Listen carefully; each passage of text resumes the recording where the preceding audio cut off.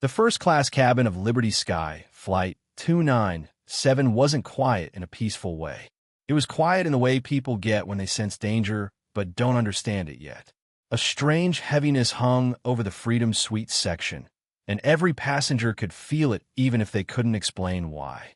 And then they saw her. 17-year-old Aria Coleman sat slumped against the forward bulkhead, her wrists locked behind her with hard polymer restraints that were digging into her skin. Her breathing came in thin, broken fragments. Her face had gone pale, and every shallow rise of her chest looked weaker than the one before it.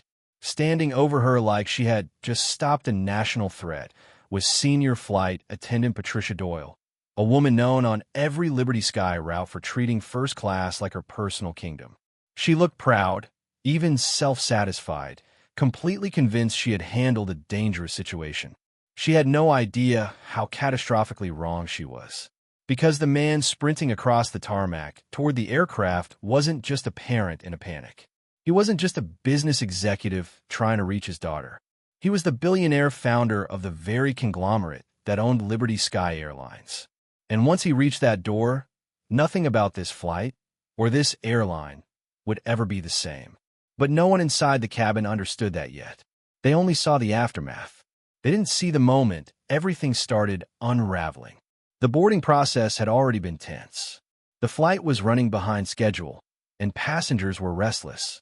Patricia, with her helmet stiff hair and razor-sharp posture, was fussing over champagne glasses as if the entire flight depended on the angle of the bubbles.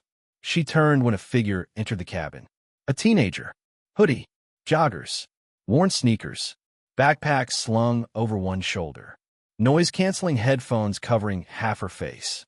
Patricia gave a smile that wasn't a smile at all.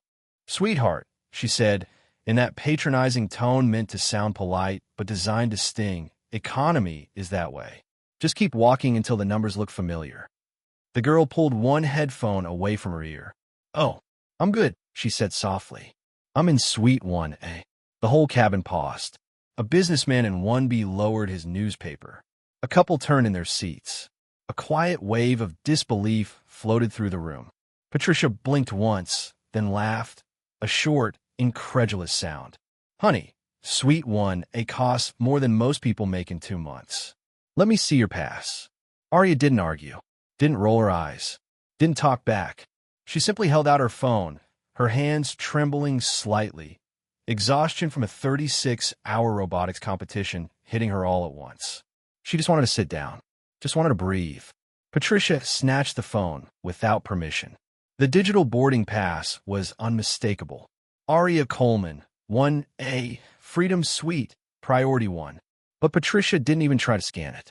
"This doesn't register," she said sharply, lying without hesitation. "Kids make fake passes all the time. Where's the printed copy?" "I don't have one," Aria murmured. "My dad's assistant booked it digitally. Can you please just scan it? I'm not feeling well."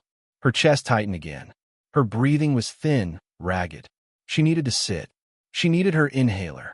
"I'm not scanning a forged ticket," Patricia snapped. "Move to your real seat in economy before I call security." Aria stepped forward, hoping to reach her assigned seat before her lungs gave out. Patricia lunged into her path.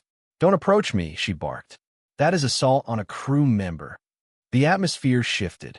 Uneasy glances, quiet murmurs. Nobody stepped in, and that silence would haunt everyone later. The air marshal, Agent Kurt Daniels, had been half asleep 3 rows back. He stomped forward, irritated and disoriented. "What's the situation?" he demanded. Patricia pointed at Aria like she had caught her with a weapon. She tried to steal a first-class suite. Fake pass. Erratic behavior. She even reached for something. Aria lifted her inhaler, slowly, fearfully. "It's just my inhaler," she whispered. Patricia gasped dramatically. She's reaching for something." Agent Daniels snapped into action. "Drop it. Drop the object." Aria froze. The inhaler slipped from her fingers and rolled across the floor. That was all he needed. He grabbed her arm. Too tight, too sudden. Aria cried out. Passengers stiffened. "She's resisting," Patricia declared triumphantly. "I'm not. Please, I just need air."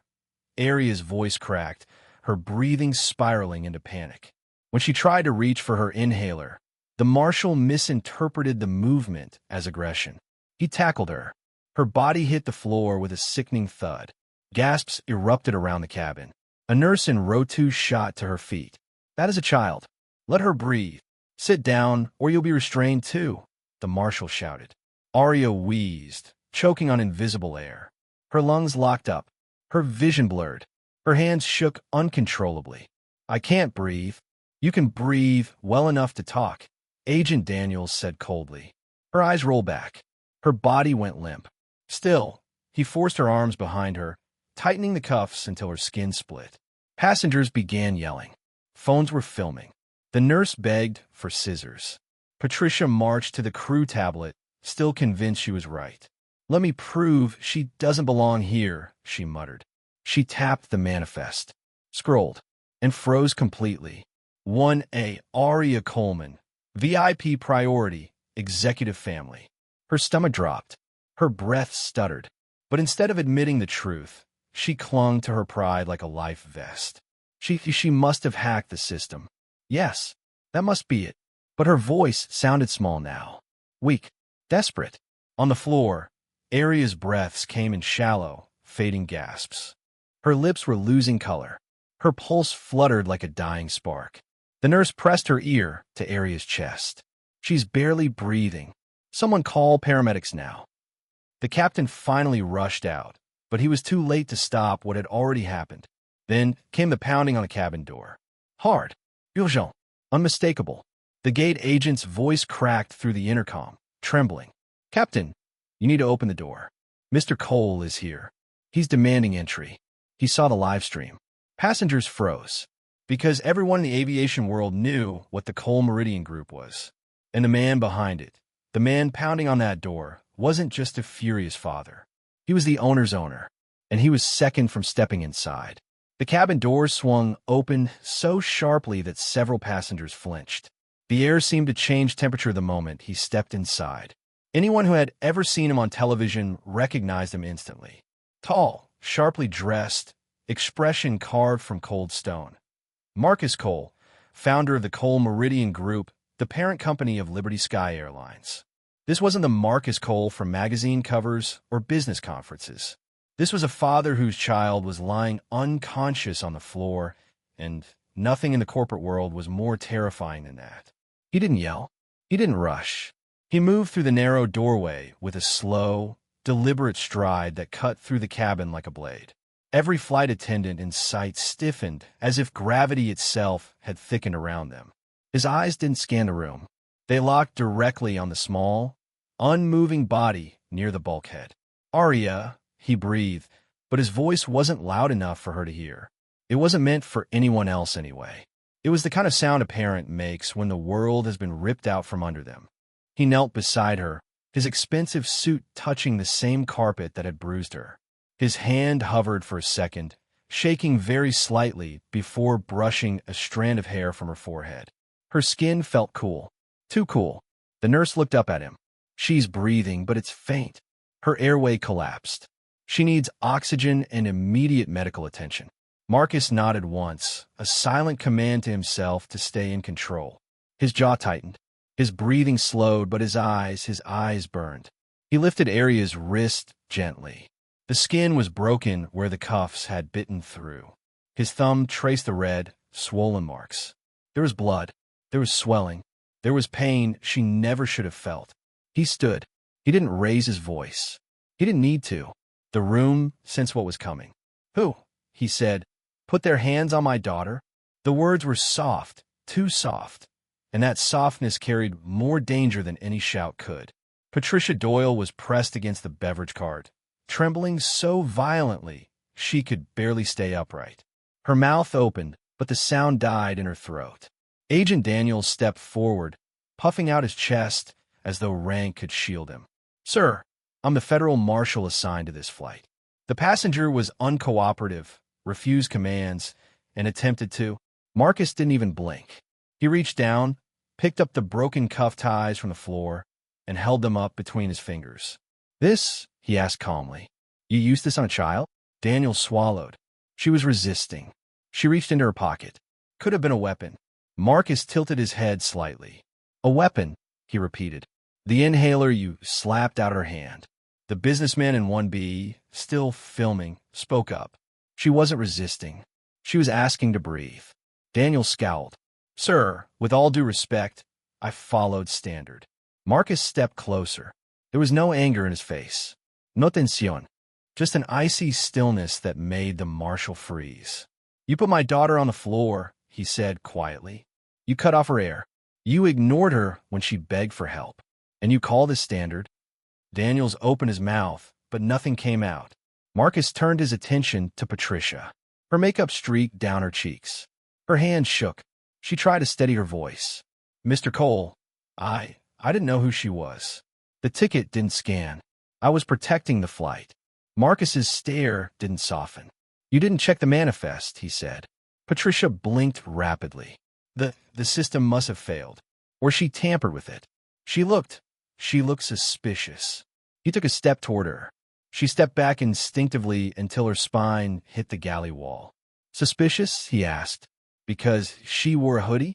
Because she looked tired? Because she didn't look like someone you imagined in first class? Patricia let out a choked sob. I didn't mean. You didn't think, Marcus corrected. You assumed. And my daughter paid for that assumption. Two Port Authority officers stood near the cabin door, uncertain, confused, waiting for direction. Marcus finally turned to them. Officers, he said, his voice steady as steel. You will take both of them into custody. Patricia gasped. No, please, Mr. Cole, I have children. I've worked for this airline for 20 years. You should have thought about your children, he said, not unkindly, not angrily, but with a finality that shattered her. Danielle's face reddened. You can't arrest me. I'm a federal officer. I have immunity. Marcus gave a small, cold laugh. Your badge won't protect you today. He gestured to the officers. Arrest them. Assault on a minor. False detainment. Endangerment. And obstruction of medical care. The officers hesitated only a second. Then the cuffs clicked. The cabin erupted in whispers and disbelief as Patricia and Daniels were led toward the jet bridge, their faces pale, their careers collapsing in real time. But Marcus didn't watch them leave. His eyes were only on Arya. Paramedics rushed in with a stretcher, voices urgent, movements practiced. Marcus hovered close, but didn't interfere. When they lifted her tiny frame from the floor, her arm dangled loosely until a medic tucked it gently beside her. Marcus reached instinctively to steady her head. Mr. Cole, you can ride in the ambulance with her, one medic said. He nodded once. I'm not leaving her side. Before following them out, he turned toward the businessman, still recording. Did you get everything? Marcus asked. Every second, the man replied. It's already backed up. Good, Marcus said quietly. Don't delete anything. My attorneys will need it. The cabin watched as Marcus followed the stretcher through the aircraft doorway, disappearing into the chaos outside. Behind him, the wreckage of what had once been a routine flight remained frozen. Overturned glasses, stunned passengers, broken assumptions, and the echo of a father's restrained fury hanging in the air. No one moved for several seconds after he left. It felt like the oxygen had drained from the plane. The silence was no longer peaceful. It wasn't even fearful. It was the silence that comes after a life changes forever. And for Arya Coleman, for Liberty Sky Airlines, and for the people who had touched her, the consequences of what happened in that cabin were only beginning. The ambulance tore across New York traffic with sirens that seemed too quiet for the terror sitting in the back. Marcus Cole sat beside his daughter, gripping the edge of the stretcher as if holding it together could somehow keep her alive. Arya's breaths were shallow, uneven. Her eyes fluttered but wouldn't fully open. Every rise of her chest felt borrowed, like the air belonged to someone else. A paramedic fitted an oxygen mask over her face, adjusting the straps with urgent precision. Her pulse is weak but present, he said, glancing at the monitor. We're stabilizing her as best we can until we reach the hospital. Marcus nodded, but his eyes never left Arya. You're going to be okay, sweetheart, he whispered, brushing his thumb across her hand. I'm right here. I'm not leaving. The ambulance lights flashed across his face, blue, red, blue, reflecting against eyes that had seen mergers, acquisitions, billion-dollar negotiations, but nothing that scared him like this. When they reached the hospital, everything blurred. Doctors rushed in. Nurses pushed the stretcher through double doors Marcus wasn't allowed to cross. A nurse stopped him gently, palms up. "Sir, you need to wait." He didn't argue. He didn't raise his voice. He just stood there, fists clenched, a storm trapped inside a man forced to stand still. Minutes crawled by like hours. Then a doctor approached. Middle-aged, calm, composed, but with an expression that made Marcus's breath catch. "She's stable," the doctor said softly. But her oxygen levels dropped dangerously low on that plane. Her asthma spiraled into a severe respiratory shutdown. "We're doing everything we can to reduce inflammation and protect her airway." "Will she wake up?" Marcus asked. "Yes," the doctor replied. "But she needs time." Her body went through trauma, physical and emotional. Marcus's shoulders lowered in a slow, shaky exhale. "Can I see her?" The doctor nodded. Inside the room, Arya lay connected to monitors, her breathing supported by a steady stream of oxygen. The room was quiet except for the rhythmic beeping and the faint whoosh of the ventilator. Marcus sat beside her and gently took her hand. "You're safe now," he whispered. "I promise you, no one will ever hurt you like that again." He didn't know how long he sat there, 10 minutes, an hour, maybe longer, before he heard the door open.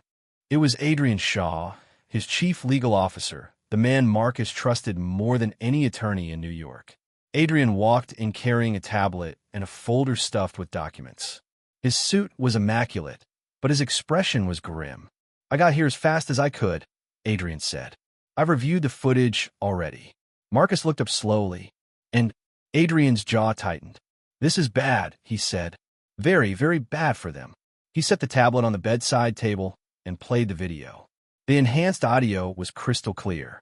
Arya's frightened voice, her wheezing, the slap of the inhaler hitting the floor, the thud of her body hitting the galley, the marshal's cold dismissals, Patricia's accusations. Marcus closed his eyes. He heard every agonizing second, every breath his daughter couldn't take. When the video ended, the room felt heavier. Adrian waited. Marcus opened his eyes, and they were colder than the marble floors of his corporate headquarters. "Tell me what we're doing," he said. Adrian straightened. "There will be criminal charges, civil suits, federal investigations." And Marcus, he hesitated for just a moment. "This will destroy Liberty's sky, if you want it to." Marcus looked back at Arya. Her face was peaceful now, but beneath the calm was the imprint of what had almost happened. A different parent, a different child, a different moment, and she might not be alive. He leaned back in his chair, voice quiet but razor sharp. "Good." Adrian nodded. "First steps. Agent Daniels and Patricia Doyle are already in custody. But the airline is moving fast. They've released a statement claiming your daughter was unruly. They're trying to shift blame before the truth spreads." Marcus's hand curled into a fist. "They dare to call her that?" "They're panicking," Adrian said. "They don't know if the video went public." "Oh, it will," Marcus replied. "Make sure of it." Adrian smiled faintly. "I already have journalists waiting." A nurse entered to check Arya's vitals, giving the two men a sympathetic but cautious look before stepping back out. Once the door closed again, Marcus stood slowly. "Adrian," he said, "I don't want compensation. I don't want apologies. I don't want settlements." Adrian nodded as if he'd expected nothing less. "What do you want?" Marcus stared at the rise and fall of Arya's chest. "I want accountability," he said, "from every person who touched her, every person who ignored her, every person who allowed that to happen." He looked up, and "Adrian, I want this case to be the last time something like this ever happens to anyone." Adrian took a step closer. "That means we file not only against the individuals, but against the airline itself." "Against Liberty's sky?" Marcus asked. Adrian nodded.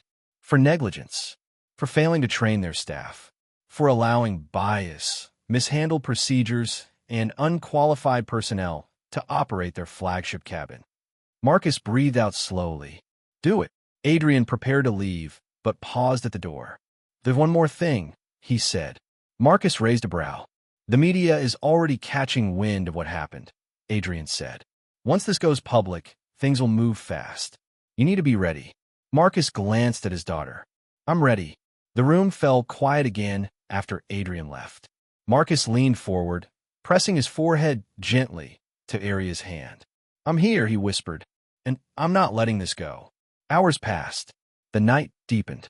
The hum of hospital lights buzzed faintly overhead. Marcus stayed by Aria's side as she rested, breathing easier now, her face less strained. Around dawn, she stirred. Her fingers twitched. Her lashes fluttered. Dad, she whispered, voice thin and fragile. Marcus sat up immediately. I'm here. I'm right here. Her eyes opened slowly, confusion clouding them. What happened? Marcus's chest tightened. You're safe now. That's all you need to know. But Aria shook her head weakly. No, I remember. They didn't listen. I tried to tell them. I tried to breathe.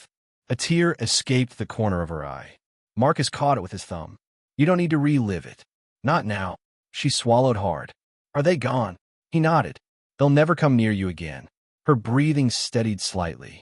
Dad, please don't let them do this to someone else. His eyes softened. I won't, he said. He kissed her forehead gently.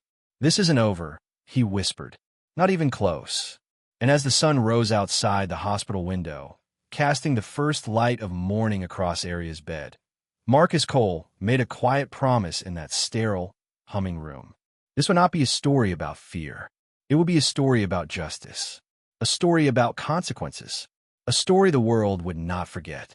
3 days later, the courtroom was overflowing long before the hearing even began. People stood shoulder to shoulder in the aisles.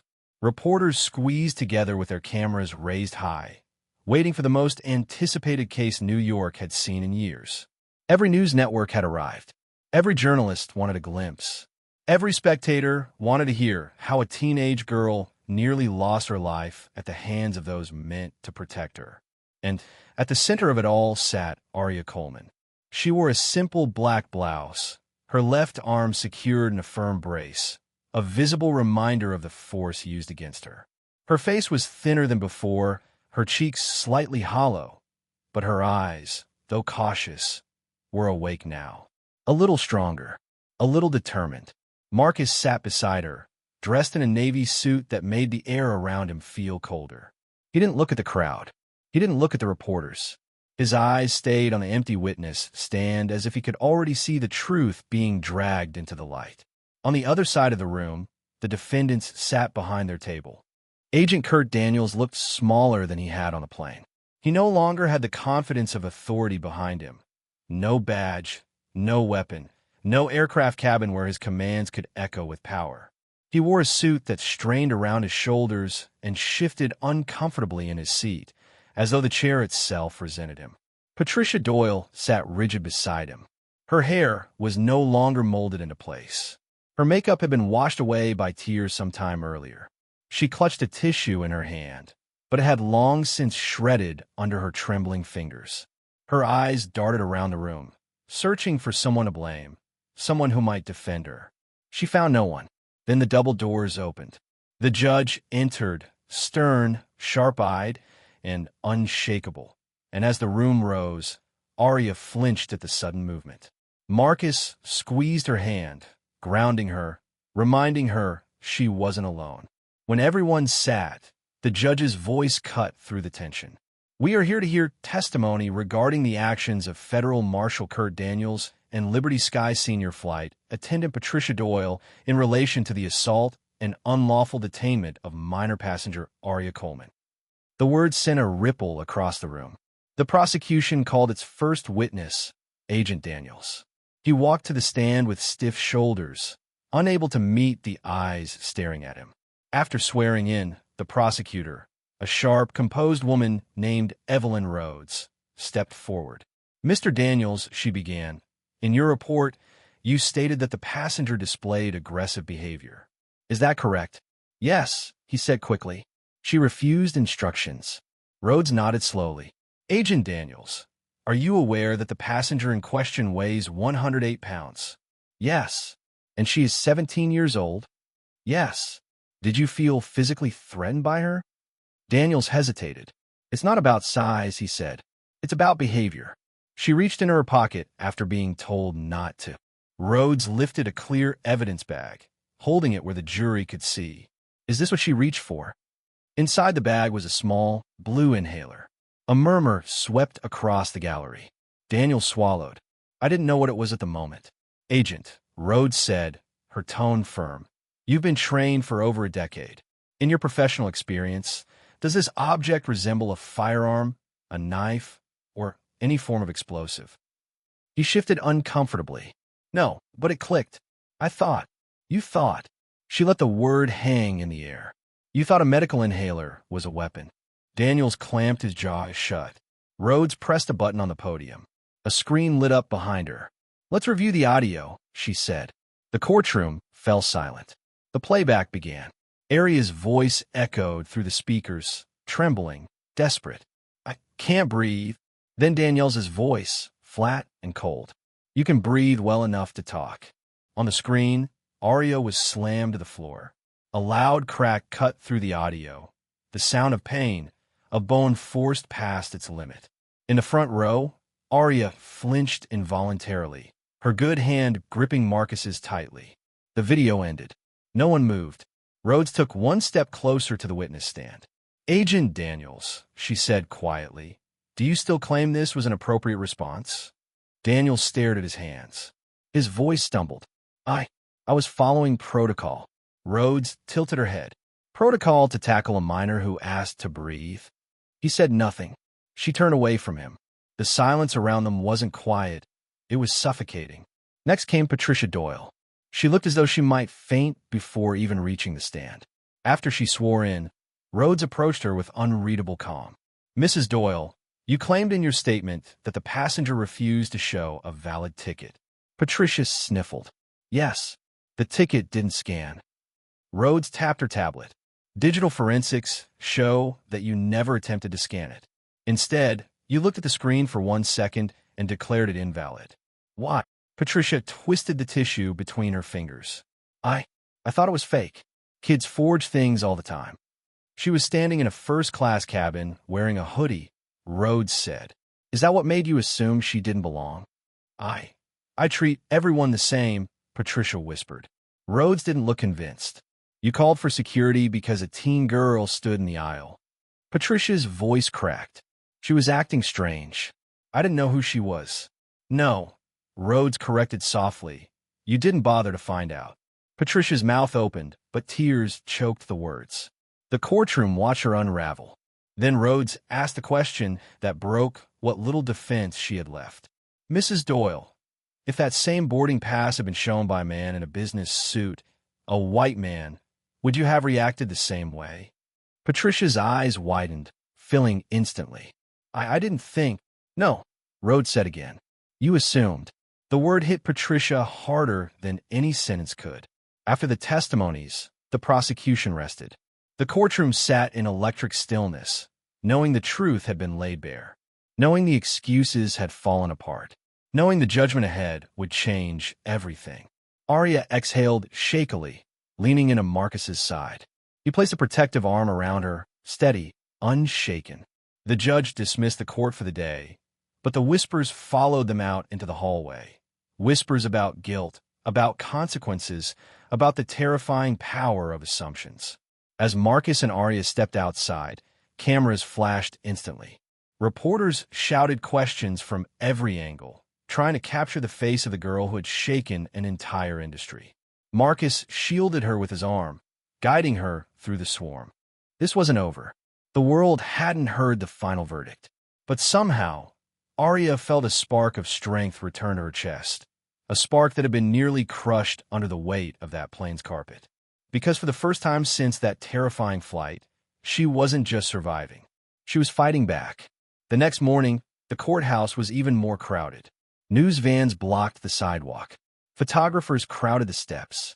People who had never flown Liberty's sky suddenly cared about every breath of the case. It was more than a trial now. It was a message, a spotlight, a reckoning. Inside the courtroom, the air felt heavier. The judge took her place with the same firm presence as before, and whispers died instantly. Today was sentencing day. Today, the world would learn whether there were consequences for what had happened on Flight 297. Arya sat quietly in the front row beside her father. Her brace was visible under the sleeve of her blouse, but she held her posture straighter than yesterday. Her breathing was steadier, though emotion flickered in her eyes when she looked at the witness stand, the same stand where her pain had been replayed over and over for strangers to judge. Marcus rested a hand gently over hers. "You did enough," he murmured. "You don't have to be scared anymore." "I'm not scared," Arya whispered, though her fingers trembled. "I just want this to matter." "It will," Marcus said. Across the courtroom, Kurt Daniels looked like a man who had spent the night swallowing the reality of his situation. His short hair was unkempt, his tie askew. His arrogance had dissolved, replaced by something far darker, dread. He glanced at the jury like a trapped animal, searching for an escape that no longer existed. Beside him, Patricia Doyle looked hollow. Her face was drained of color. Her hands clutched each other like prayer wasn't just a hope, but a last resort. She looked at Arya, really looked for the first time, and in Patricia's eyes, there wasn't defiance anymore. Just regret, just fear, just the understanding that everything she had built, her career, her pride, her identity, was balanced on a single moment she couldn't take back. The judge lifted her gavel. Court is now in session. Everyone rose, then sat again as the foreman of the jury stepped forward, a folded paper in a shaking hand. Marcus squeezed Arya's hand. Her breath caught. In the case of the state versus Kurt Daniels, the foreman began, voice unsteady. On the charge of assault causing severe bodily harm, we find the defendant guilty. A gasp rippled across the room. Daniels closed his eyes. On the charge of unlawful restraint of a minor, guilty. The room fell silent. And on the charge of reckless endangerment, guilty. Daniels exhaled through clenched teeth, realizing his life had just taken a permanent turn. His wife sat behind him with tears streaming down her face, her hand over her mouth as if trying to push the sobs back inside. The foreman turned to the second verdict. In the case of the state versus Patricia Doyle, he continued, on the charge of negligence resulting in physical harm, we find the defendant guilty. Patricia's face crumpled instantly. And on the charge of falsifying incident reports and interfering with medical care, guilty. Patricia bowed her head, tears dripping down like her body had finally given up holding them back. The judge called for silence and stood. "Mr. Daniels," she began, her tone cold and carved from unshakable authority. "You were entrusted with authority aboard a commercial aircraft. You violated that trust. You misused your power. And you endangered the life of a child." Daniels stared at the floor. "For your actions," the judge continued, "you are hereby sentenced to 11 years in federal custody, with no eligibility for parole before serving at least 8. His knees buckled. His lawyer steadied him, but it didn't stop the shock spreading across his face. 11 years. His career gone. His family changed forever. His future erased. Then the judge turned her gaze to Patricia. "Mrs. Doyle," she said, "your role was not one of power, but one of responsibility. You allowed bias to override your training. You escalated where you should have de-escalated. And your assumption nearly cost a young girl her life." Patricia looked up with reddened eyes, sobbing quietly. "For your actions," the judge declared, "you are sentenced to 4 years in state custody." A painful cry escaped Patricia's lips. She turned toward Arya, tears blurring her vision. "I'm sorry," she whispered, barely audible. Arya didn't respond. She didn't need to. Her silence spoke louder than any forgiveness she could have offered. The bailiffs stepped forward, snapping cold metal cuffs onto both defendants. Daniels resisted slightly, then slumped.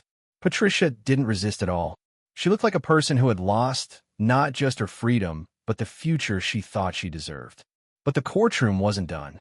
Marcus's attorney, Adrian Shaw, rose from the back and stepped forward. "Your Honor," he said calmly, "the court granted a ruling this morning in regard to the civil judgment filed by the Coleman family." The judge nodded. "Proceed." Adrian placed a document on the defense table in front of the broken pair. "Mrs. Doyle," he said, voice stern but controlled, "you express concern about your home, your pension, your savings. The court has reviewed the damages inflicted upon Miss Coleman and finds you financially liable." Patricia's breath caught. "Please know my family, my boys." "The court has ordered the immediate seizure of your property," Adrian continued. "Your residence will be placed in receivership today. Your pension has been garnished in full to cover medical and long-term rehabilitation costs." Patricia collapsed in her chair, sobbing so hard she struggled to breathe. Adrian turned to Daniels.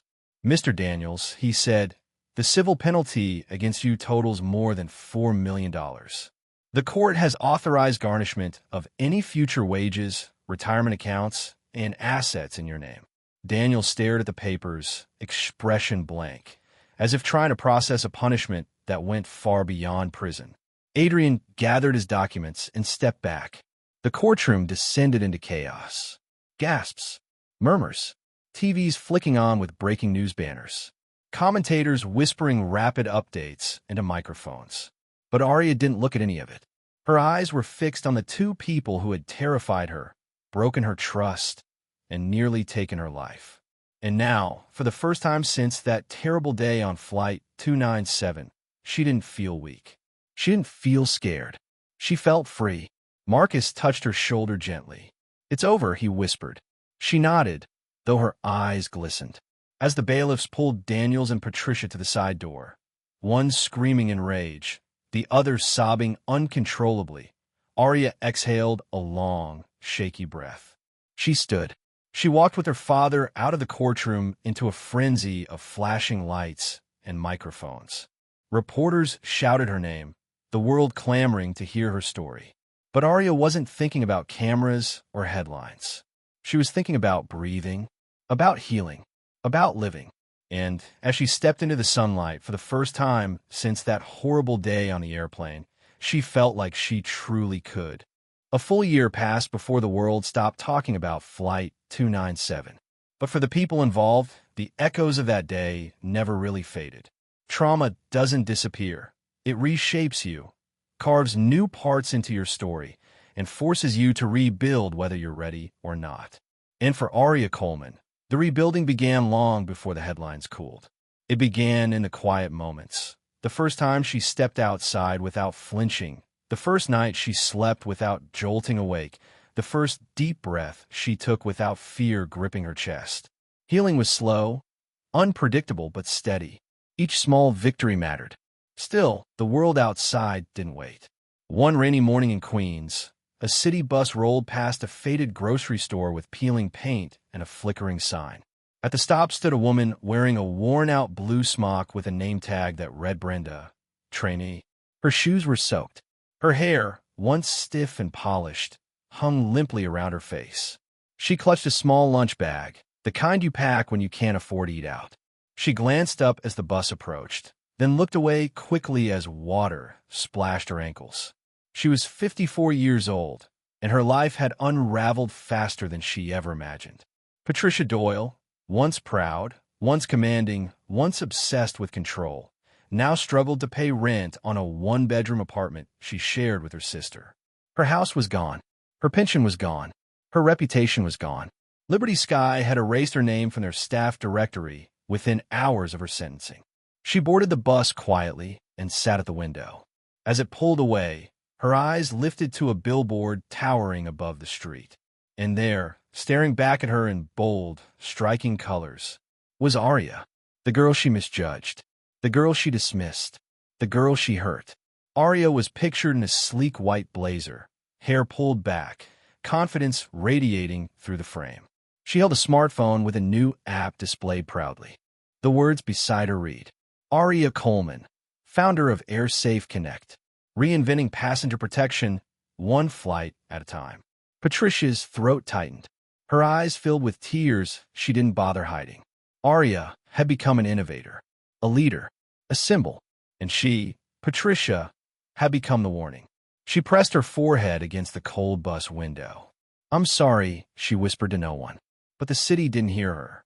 Miles away, Another life was unfolding inside the walls of a maximum security facility. Inmate 42719, formerly Agent Kurt Daniels, sat on the edge of his bunk, staring at a single sheet of paper. It was his denial letter. His appeal hadn't even made it past the first review. He crumpled the page and ran a hand over his shaved head. The once imposing federal marshal now looked smaller, weaker, swallowed by concrete walls and the reality of his choices. He had lost his badge, his career, his freedom, his pride, and no matter how many times he replayed that day in his head, he could no longer recognize the man who had kneeled on a teenage girl's back and ignored her pleas for breath. The guards called for lights out, and the hallway dimmed. Daniels lay back, staring at the ceiling until it blurred. He wondered if Arya still thought about him. He wondered if she hated him. And worst of all, he wondered if she had every right to. But Arya, at that moment, wasn't thinking about him at all. She was standing in a bright terminal at JFK, with a boarding pass in her hand, her father by her side. Travelers brushed past them, rolling suitcases, sipping coffees, glancing briefly but not recognizing them. It was her idea to come here. Her idea to face the one place she never thought she'd return to. Marcus hovered close, his protective instinct sharper than ever. "You know," he said quietly, "we don't have to do this. We can take the private jet. We always can." Arya shook her head. "No, they don't get to decide how I live. If I avoid planes forever, they win. I'm not letting them win." Marcus looked at her with a mix of pride and worry. "You sure you're ready?" Arya nodded once. "Yeah, I think I am." She opened her phone and tapped the icon of her app, AirSafe Connect. It was more than software. It was a lifeline. Passengers could upload medical notes, disability information, emergency protocols, all stored in an encrypted profile automatically shared with flight crews in real time. No more assumptions. No more "I didn't know." No more excuses. Her app had already been downloaded by 3 million people. Airlines were requesting partnerships. Hospitals were recommending it. Advocacy groups were praising it. What had nearly killed her had become the fire that built her legacy. At the boarding area, the gate agent smiled as Arya approached. "Hi there," the agent said cheerfully. "Boarding pass." Arya scanned it. The machine beeped. A green light flashed. The agent looked down at her screen, then looked up at Arya with eyes widening in recognition. "Oh my gosh, you're Arya Coleman." Arya froze for a moment, unsure how to respond. But the agent didn't frown. She didn't question anything. Instead, she smiled brightly. "My little sister uses your app," she said. "She has epilepsy, and flying used to scare her. Your app gave us peace of mind. You helped our family so much. Thank you." Arya blinked, overwhelmed. I'm glad I helped. "Seat 1A is waiting for you," the agent said warmly. "Welcome aboard." Arya walked down the jet bridge with her father, her heart pounding, not from fear, but from something new. Strength. The air smelled the same. The muffled hum of engines felt the same. The memories tried to claw back, but she breathed through them until they loosened. She stepped onto the plane. A new chief purser stood waiting. A man with calm eyes and a respectful posture. When he saw her, he straightened. "Ms. Coleman," he said with genuine sincerity, "it's an honor to have you on board. I reviewed your profile through the app. If you need anything at all, anything, please let me know. No judgment, no assumptions, no fear, just respect." She nodded. "Thank you." As she reached Suite 1A, she paused. Her heart fluttered. Her breath caught for a brief second. The memories flickered, the cuffs, the floor, the pain. Then she exhaled. Slow, controlled, free. She sat down. Marcus took the seat beside her. "You did it," he said softly. Arya looked out the window as the runway stretched before them. "No," she replied. "We did it." The engines roared to life. The plane lifted from the ground. And this time, Arya didn't reach for her inhaler. She just closed her eyes, took a deep, steady breath, and let herself rise.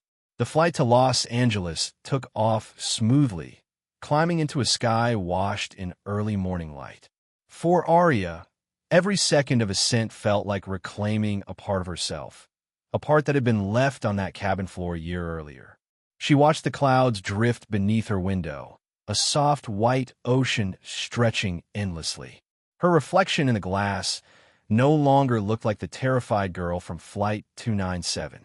She looked stronger now, older somehow, like the world had carved something fierce and unbreakable into her. But healing wasn't a straight line. A soft ding broke the silence. The new chief purser appeared at her side, with 2 glasses of water and a fresh blanket. "Let me know if you need anything," he said gently. Arya gave him a small smile. "Thank you." Marcus watched her closely, studying her breathing, her posture, every subtle shift. He still carried the memory of that day like a bruise he couldn't shake. Part of him wanted to wrap her in his arms and never let her fly again. Another part knew she needed this flight, needed to prove to herself that she wasn't defined by fear or trauma. "You okay?" he asked quietly. She nodded. "Yeah, I am okay, I think." Marcus squeezed her hand. "Whatever happens, I'm right here." She leaned back, feeling the vibration of the engines beneath her. The last time she felt this, she was gasping for air, pinned to the ground, voices yelling above her. She closed her eyes, and for a split second, the memory flickered. Her breath caught, but then she opened her eyes again, forcing the memory back where it belonged. The present was different. The crew was different. She was different. She reached into her pocket, not for an inhaler, but for her phone. She opened AirSafe Connect and saw the dashboard. 5.2 million registered passengers. 28 partnered airlines. 13,000 emergency notifications prevented. Arya exhaled softly. The thing that almost took her life had inspired a tool that protected millions of others. That was her victory. Hours passed in quiet relaxation. It wasn't until they landed at LAX that the next chapter of her healing began. The terminal was buzzing with crowds of excited travelers and the warm chaos of California arrivals. As Arya walked through the airport, a few people recognized her, not with stares or judgment, but with gratitude. A mother approached her holding a small boy with hearing aids. "Are you Arya?" the woman asked softly. Arya hesitated. Yes." The mother's eyes filled with emotion. "Your app, it helped us so much.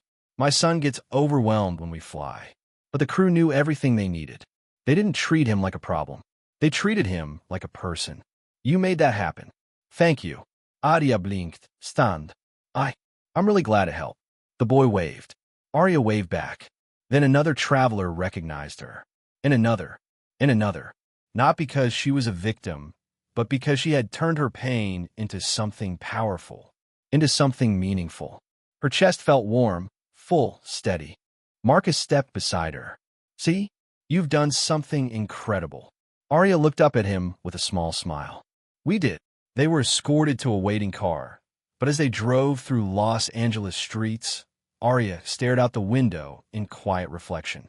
The city buzzed with life, palm trees bending in the breeze, sunlight bouncing off glass towers, everything glowing with possibility.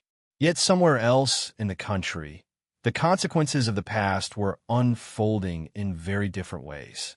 In a federal prison hundreds of miles away, Kurt Daniels sat in a counseling session he didn't want to be in. The room was small, the walls dull gray, the chairs uncomfortable. He avoided the therapist's eyes, staring instead at the floor. "You haven't talked much today," the therapist said. "Would you like to share what's on your mind?" He didn't answer, but after a long moment, he finally muttered, "I keep hearing her voice." "Whose voice?" "The girl. Arya. I hear her saying she can't breathe. I hear myself telling her she's fine. I hear the crack of her shoulder. Every night." He swallowed hard. "I used to think I did everything right, that I was following training. But now I don't know who I was that day." "People make mistakes," the therapist said gently. "But accountability is how we learn." Daniel shook his head slowly. "No, some mistakes don't get second chances." A long silence settled between them. Back in New York, Patricia sat in a small apartment that didn't feel like home. The walls were bare. The furniture was old. The lights flickered whenever the heat kicked in. She sat on her couch, scrolling through her phone, through articles, photos, interviews, all about the trial, the sentencing, the app, the girl she had misjudged. Every headline cut a little deeper. Teen innovator turns trauma into industry-changing app. How one girl's courage forced an airline to rewrite its policies. Flight 297 survivor speaks at National Safety Summit. Patricia wiped her face with the sleeve of her hoodie. I was supposed to protect people, she whispered. Instead, I hurt someone. She didn't know if Arya would ever hear her apology. She didn't expect forgiveness. But she hoped, one day, the world would see she wasn't a monster, just a woman who made a terrible, irreversible choice. But Arya didn't have space for those thoughts right now. She had arrived at a conference hall in downtown LA, where she was the keynote speaker for a major aviation safety event. Engineers, pilots, CEOs, medical specialists, and policy leaders filled the room. When Arya stepped on stage, the crowd rose in a standing ovation. Her hands trembled for a second, not from fear but from awe. She approached the microphone. "Thank you," she began softly. "A year ago, I couldn't breathe. Not just physically, but emotionally. I felt small, powerless, invisible." She paused, scanning the audience. "Today, I'm standing here in front of people who believe in change. People who believe that safety isn't just policy, it's humanity. What happened to me shouldn't happen to anyone. And that's why I built AirSafe Connect." She smiled, a real, genuine smile. Not to relive what happened, but to make sure no one else has to. The crowd erupted again. Marcus stood backstage, watching his daughter, no longer fragile, no longer afraid, but rising into a force of her own. And as the applause echoed through the hall, one truth became undeniable. Arya Coleman wasn't surviving her past. She was rewriting the future. The applause slowly faded as Arya stepped off the stage, her heart still thudding from the adrenaline of speaking in front of hundreds of people. Backstage, Marcus wrapped her in a gentle hug, careful of her shoulder, though she had healed months ago. "You were incredible," he murmured. Arya leaned into him, letting the warmth of the moment sink in. "I was terrified," she admitted with a small laugh. "But it felt good." "You weren't just good," Marcus said, pulling back to look at her. "You changed the energy in that room." For the first time, Arya believed him. A coordinator rushed by with a clipboard, calling out names and shifting schedules. People kept stopping Arya, shaking her hand, praising her innovation, thanking her for what she created. Some asked for pictures. A few asked for interviews. And every time, Arya smiled softly and said yes. Not because she liked the attention, but because she knew the message mattered. Later that evening, as the conference wound down, Arya and Marcus walked together outside into the cool California night. The city hummed with life, neon lights glowing, cars streaking down the boulevard, palm trees swaying gently in the breeze. "Hungry?" Marcus asked. "Starving." They found a quiet rooftop restaurant overlooking the skyline. Lanterns flickered overhead. Gentle music played. For the first time in a long while, Arya felt normal, safe, free. They ordered dinner, and somewhere between appetizers and dessert, Arya looked at her father thoughtfully.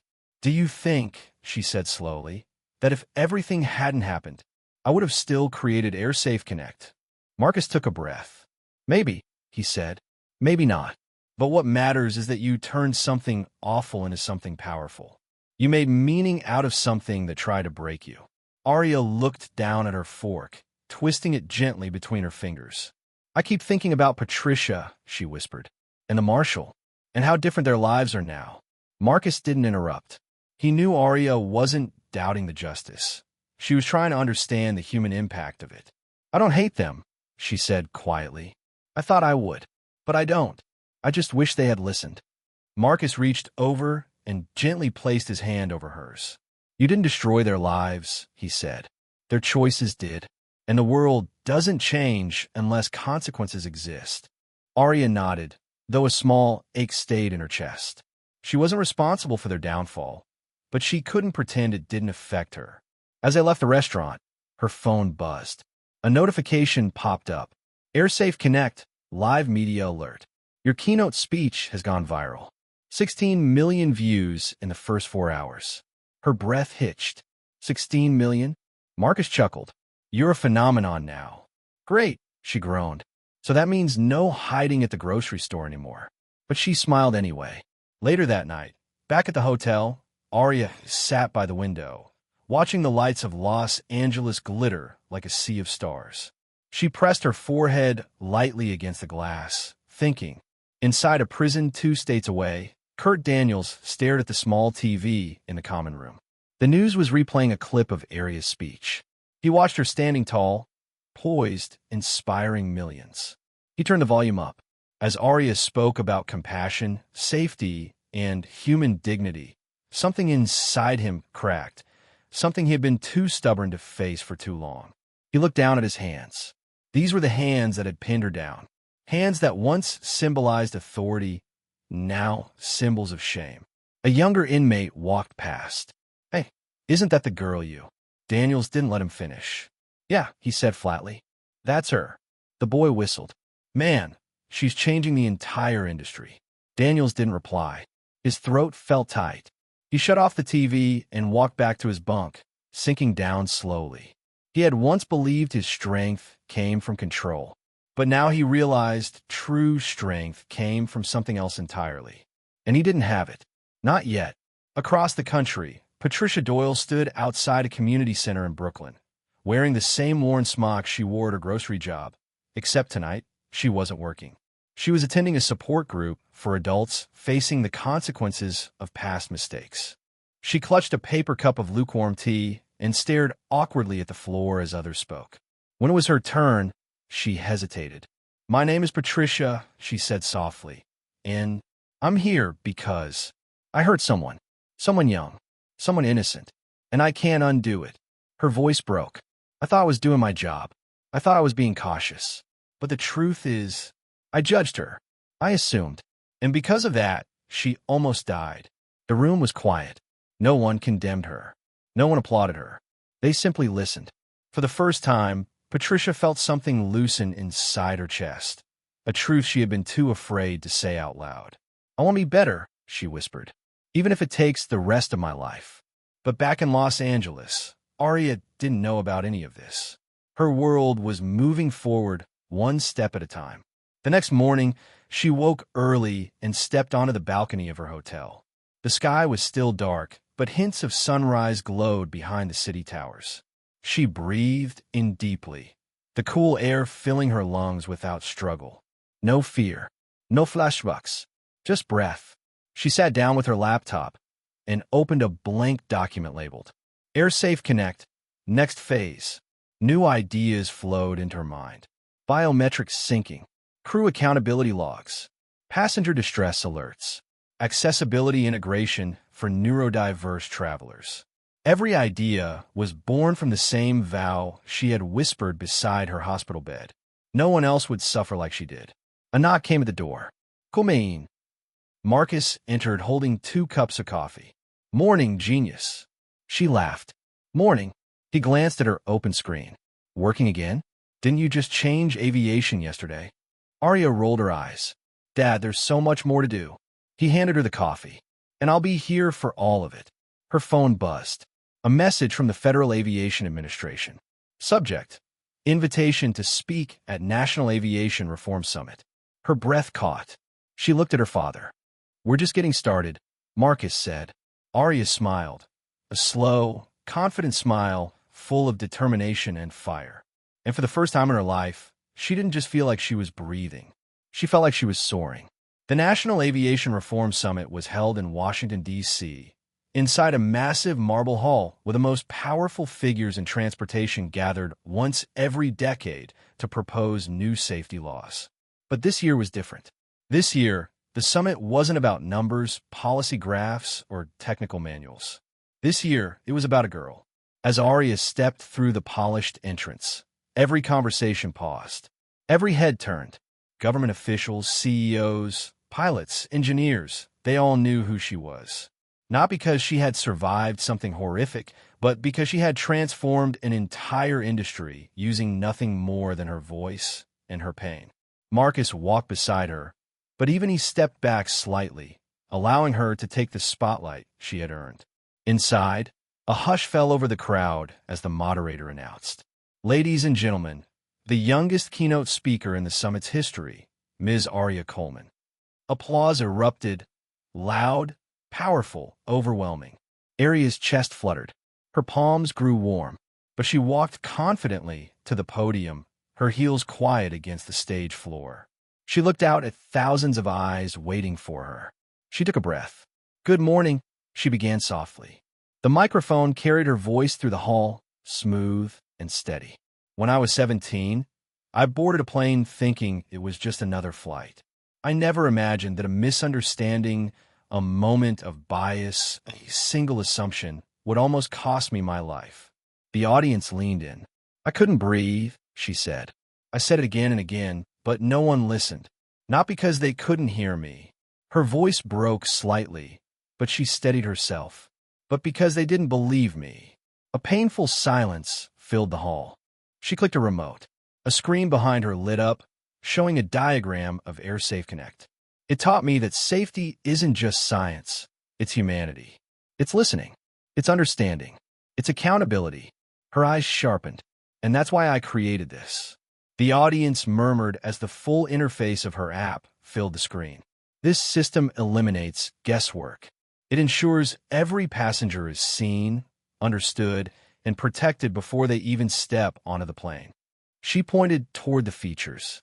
Medical flags, crew alerts, behavior misunderstanding safeguards, real-time health communication, documentation logs. Then she tapped her chest lightly. And most important, dignity. Applause rose again, steady, rising, heartfelt. But Aria wasn't done. She clicked to the next slide. It displayed a stark statistic. For 1,912 reported cases of medical misunderstandings on flights last year alone. Gasps echoed through the room. More than 4,000 passengers struggled to breathe, seized, panicked, or collapsed midair. And too many of those cases ended like mine, ignored, dismissed, escalated. A man in a pilot's uniform wiped his eyes. Aria took another breath. "That's why I'm proposing the AirSafe Reform Act, a federal requirement for all airlines to integrate medical and accessibility communication tools into their pre-flight systems." Whispers spread rapidly. That includes mandatory crew training to recognize medical distress, immediate validation of medical devices, and strict penalties for misuse of authority. She paused, letting the weight settle. This isn't just policy. This is protection. This is prevention. This is the future. The crowd erupted into a standing ovation so thunderous that Aria had to step back from the microphone. Officials clapped. Advocates cheered. Reporters typed frantically. But somewhere far from the cheers, in a quiet prison library, Kurt Daniels was watching the live broadcast on a small mounted TV. He sat alone, hands clasped under his chin. When Aria spoke about nearly dying, his jaw tightened. When she spoke about reform, his eyes softened. And when she said the words, "I couldn't breathe, and no one believed me," a tear slipped down his cheek before he could wipe it away. He didn't cry for himself. He cried for the moment he wished he could undo. But time only moves forward, and Aria was living proof of what forward could become. The applause still shook the summit hall when Aria stepped off stage. Marcus rushed to her, pride glowing in his eyes. "You were brilliant," he said. Aria let out a shaky laugh. "I thought I'd faint for a second."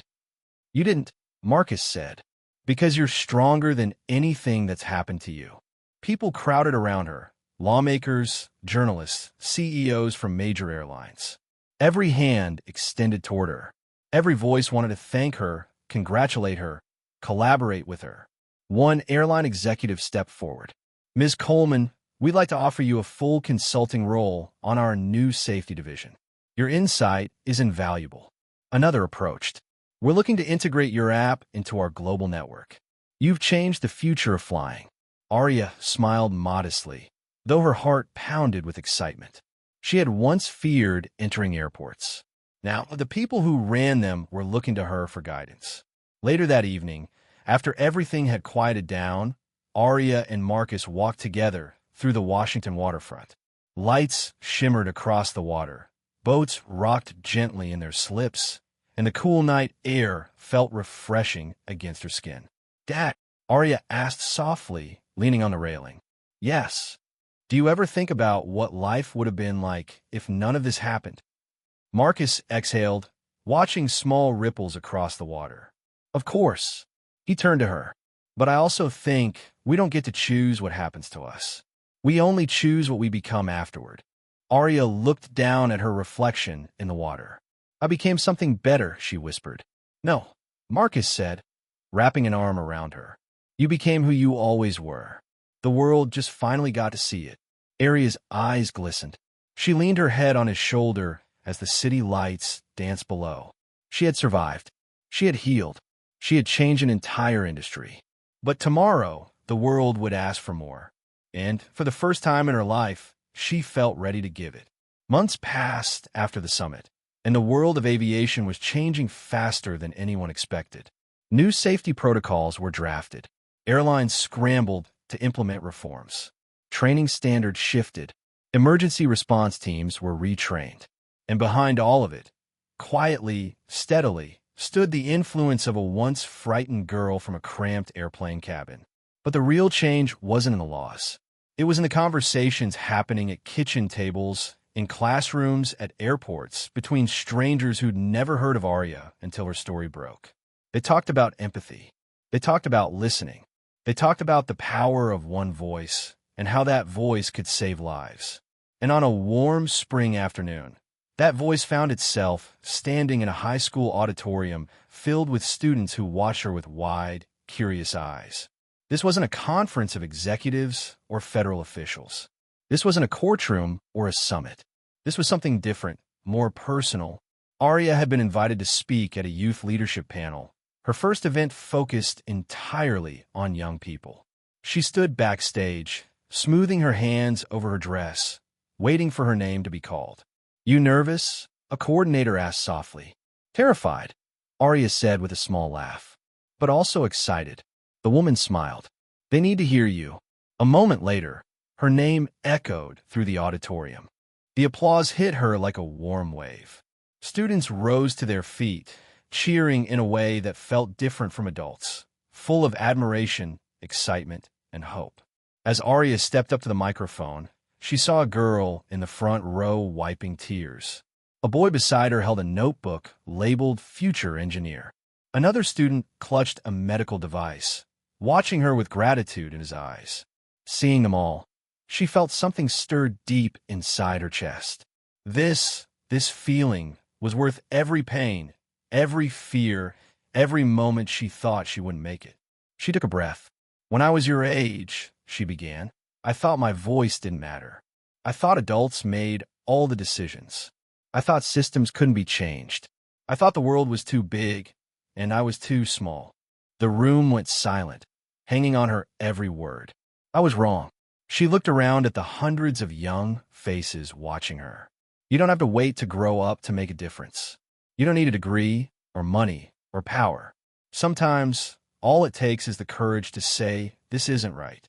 A ripple of nods spread across the crowd. What happened to me was painful, she continued. But pain doesn't define you. What you build from that pain does. Someone in the back whispered, wow. Adias my gente.